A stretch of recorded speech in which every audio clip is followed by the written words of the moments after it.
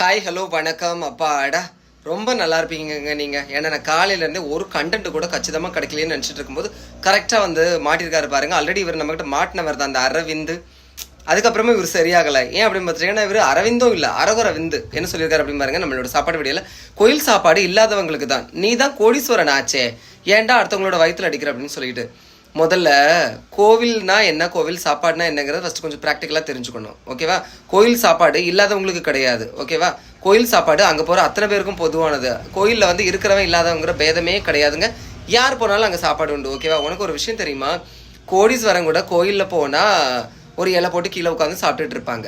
அதே இடத்துல தான் இல்லாதவங்களும் சாப்பிடுவாங்க. ஓகேவா? முன்ன கோயிலுக்குலாம் போனது இல்லை பார்த்தீங்களா? ஏன் அப்படின்னு பார்த்தீங்கன்னா இவர் கொஞ்சம் அரகுறை வந்து பார்த்தீங்களா. ஸோ அதனால் இவருக்கு நம்ம விளக்கம் கொடுக்க முடியாது. இதோட இவரோட சாப்டரை வந்து நம்ம க்ளோஸ் பண்ணி இவரை வந்து பிளாக் பண்ணி விட்டுருலாங்க. இப்போ உடனே சொல்லுவார், என்ன கண்டு பயமா அப்படின்னு சொல்லுவார். அப்படி கூட எடுத்துக்கலாம். ஏன்னா அரகுறை கிட்டலாம் பேசி என்ன ஆக போகுது. பிடிச்சதான் லைக் பண்ணுங்கள். தேங்க்யூ.